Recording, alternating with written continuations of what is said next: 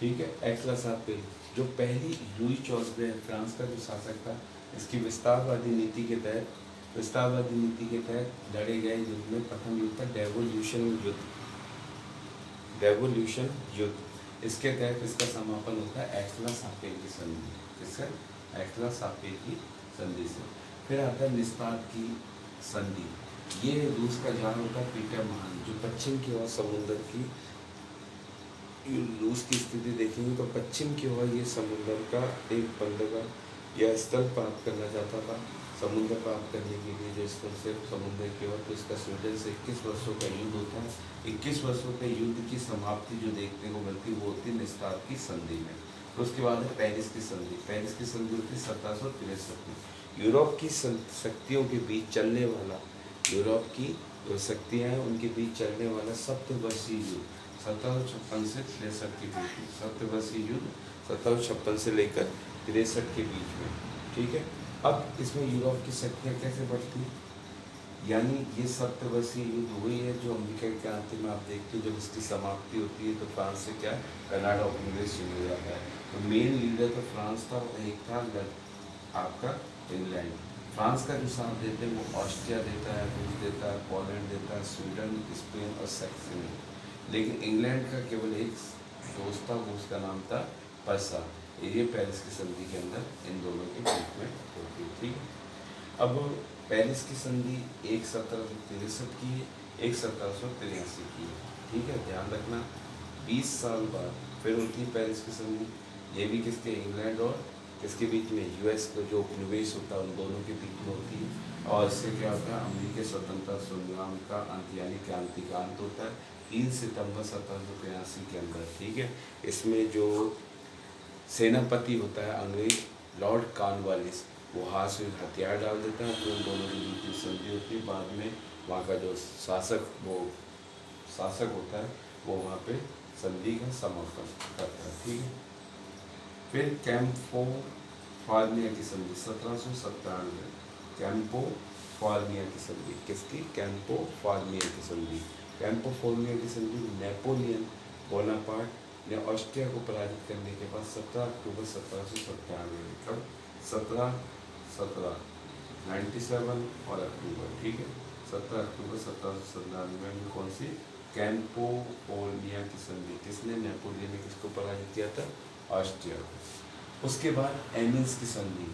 एमिन्स की संधि होती है आपके इंग्लैंड और फ्रांस के बीच में कब, 1802 के अंदर। ठीक है, एमिन्स की संधि। ट्रिसिट की संधि, ट्रिसिट की संधि आपकी होती है 1807 में। ये किसके बीच में, नेपोलियन और रूस का शासक था जार अलेक्जेंडर प्रथम। क्या नाम था उसके जार का, जार अलेक्जेंडर प्रथम। जार अलेक्जेंडर के बीच में होती है, जार अलेक्जेंडर और नेपोलियन के बीच में कौन सी, ट्रिसिट की संधि कब, 1807 में, 1807 में। एंड्रिया नोपाल की संधि, ये वाली आप ध्यान रखिए शॉर्ट नोट्स में। एंड्रिया नोपाल की संधि ये क्या होता है, 1829 में होती है। यूनान की समस्या के समाधान के लिए रूस, फ्रांस और इंग्लैंड के बीच में, रूस, फ्रांस और इंग्लैंड के बीच में, इन तीनों के बीच में एक संधि होती है लंदन की संधि। किसकी, यूनान की समस्या के समाधान के लिए कब, 1827 में।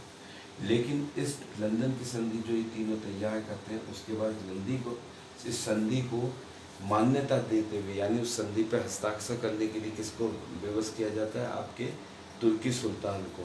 और वो इस पे साइन करता है, तो ये क्या हो जाती है, 14 सितंबर शिक्षक दिवस के दिन 1829 में एंड्रिया नोपोल की संधि किसके, तुर्की सुल्तान के लिए। और तैयार किसने की थी, रूस, फ्रांस और इंग्लैंड ने। इसे लंदन संधि जब 1827 में जब तैयार होती है, 1829 में जब हस्ताक्षर होते हैं, तो एंड्रिया नोपोल की संधि। ठीक है। अब शब्दावली देखिए। ट्रिपल अलायंस 1882 में, कब, ट्रिपल अलायंस यानी 3 गुट राष्ट्रों का समूह, रूस और फ्रांस के बीच में। किसके, रूस और फ्रांस के विरोध में। ये दोनों अलग थे, इन दोनों के विरोध में जैसे याद कर लो, जर्मनी, ऑस्ट्रिया और इटली की रक्षात्मक संधि। रूस और फ्रांस के खिलाफ जर्मनी, ऑस्ट्रिया और इटली की कौन सी, ट्रिपल अलायंस। ठीक है। फिर ट्रिपल अंटार्क, ये अंतात ए भी आ जाता है, कई जगह आपको आ भी देखने को पड़ेगा। अब बस अंत अंत आने का मतलब 1907 ब्रिटेन, रूस और फ्रांस के मध्य यूरोप में शक्ति संतुलन बनाए रखने के लिए ब्रिटेन, रूस और यूरोप, ब्रिटेन, रूस और फ्रांस के बीच में क्या होता है, यूरोप में संतुलन बनाए रखने के लिए एक संधि होती है जिसे पेपर अंतात 1907 में। मैग्ना कार्ट 12 जून 1215 में, ठीक है। ये मैग्ना कार्ट या अधिकार पत्र, ये आपके क्या होता है, इंग्लैंड का शासक होता है निर्दयी या आपको बोल रहे अकुशल शासक का, ठीक है, जिसकी जिसकी गतिविधियां आपके जनता विरोधी थी, ठीक है। ये निर्दयी शासक जॉन के शासनकाल में सुधार हेतु कौन कौन से, स्टीफन, एक ही नाम है स्टीफन लॉकटन, जिसके नेतृत्व में, इसका नेतृत्व होता है स्टीफन लॉकटन, ठीक है। इसके नेतृत्व में 1213 में सेंट अल्बास सभा, अल्बास में क्या होती है, एक सभा का आयोजन होता है जिसमें नागरिकों की स्वतंत्रता के अधिकार का पत्र तैयार किया जाता है, ठीक है। इसको तैयार किया जाता है स्टीफन लॉकटन के नेतृत्व में 1213 के अंदर। सेंट अल्बास जगह का नाम होता है, वहाँ सभा आयोजन होती है जिसमें नागरिक स्वतंत्रता का अधिकार पत्र तैयार होता है। इस पर हस्ताक्षर करने के लिए 29 जून 1215 को मैग्ना कार्टा पे जॉन को कहा जाता है, ठीक है। जॉन इस पर साइन करता है, ठीक है, यह मैग्ना कार्टा का था, ठीक। गुलाबों का युद्ध यानी सामंतों का जो युद्ध हुआ था कब, 1455 से 85 तक, यानी 30 वर्ष तक का चला था ये, ठीक है। 30 वर्ष तक का सामंतों के बीच में जो युद्ध हुआ था उसे क्या बोलते हैं, गुलाबों का युद्ध, ठीक है। सामंती युद्ध या गुलाबों का युद्ध कौन कौन से, याक राजवंश और लंका से, ये राजवंशों के बीच के अंदर ये युद्ध होता है। युद्ध की समाप्ति पर ट्यूटर वंश का शासक कौन था, हेनरी सप्तम गद्दी पर बैठता, ठीक है। युद्ध की समाप्ति होती सामंतों के लंका शहर और लंका स्टार या याक राजवंश, इन दोनों के बीच में होता है, और इसके बाद में ट्यूटर वंश का संस्थापक हेनरी सप्तम शासक बनता है, ठीक है।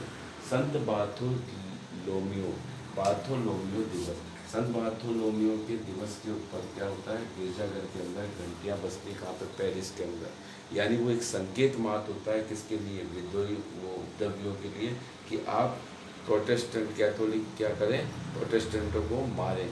तो इस प्रकार से 1572 की घटना है ये। इस दिन क्या होता है, 1572 में संत बार्थोलोमियो दिवस के दिन क्या होता है, वहाँ पर गिरजाघर के अंदर क्या होती है, घंटी की गणगनाहट होती है, जिसके उपरांत क्या होता है, संकेत होता है, जिसके दौरान कैथोलिक में प्रोटेस्टेंटों का क्या करते हैं, कत्लेआम होता है। इसलिए इसे संत बार्थोलोमियो दिवस हत्याकांड भी कहा जाता है, ठीक है। चार्टिस्ट मूवमेंट या इसको आप चार्टिस्ट मूवमेंट कह सकते हो या पब्लिक मूवमेंट भी कह सकते हो, ठीक है। इसमें क्या होता है, इंग्लैंड के जो श्रमिक होते हैं वो राजनीतिक अधिकार, कौन से अधिकार, राजनीतिक अधिकार प्राप्त करने के लिए एक आंदोलन प्रारंभ करता है, जिसमें सामाजिक और आर्थिक दशा सुधारना चाहते थे 1837 से 48 तक। मोनालिसा एक इतावली व्यक्ति था जिसका नाम क्या था, जियो कॉन्डो। इस इतावली की पत्नी ले जैकोंडो, जो किसका नाम है, मोनालिसा का नाम भी मिलता है, ले जैकोंडो, ठीक है। इसने लियोनार्डो विंसी ने इसकी फोटो बनाई थी, ठीक है। उसके बाद में ला जैकोंडो ने जियो कॉन्डो इतावली पत्नी, ठीक, उसका नाम, इसके ला जैकोंडो का नाम मोनालिसा, इसकी चित्र, इसकी हंसी के ऊपर इसने लियोनार्डो विंसी ने एक चित्र बनाया था, ठीक है, चित्र है। उसके बाद आसिया रिजीन की संधि, जब फ्रांस में 1789 की क्रांति के पूर्व राजनीतिक व सामाजिक व्यवस्था को क्या बोलते हैं, आसिया रिजीन, ठीक है। आसिग्नेट होता है फ्रांस में जो क्रांतिकारी सरकार बनती है, फ्रांस में जो क्रांतिकारी सरकार बनती है 1789 से 96 तक जो रहती है क्रांतिकारी सरकार, वो क्या करती, कागजी नोट या मुद्रा जारी करती है, उसे बोलते हैं आसिग्नेट। एमिल रूसो की प्रसिद्ध कवि है, जिसके अंदर उसका प्रसिद्ध नारा है पैकेती और लौटो, ठीक है। इस उपन्यास से प्रभावित होकर रानी आत्वानेत ने अपने निवास में जो विशालकाय महल था उसकी जगह छोटे निवास के अंदर चली जाती है, और कौन से कार्य, गैवालिन कार्य मतलब प्रकृति के कार्य प्रारंभ करती। कौन? रानी आत्मानेक। और दूसरों की क्या है? प्रसिद्ध उपन्यास का नाम है अमिल अमिल अमिल प्रकृति की ओर लौटो। ठीक है, आपको कैसा लगा आप बताइएगा। नमस्कार।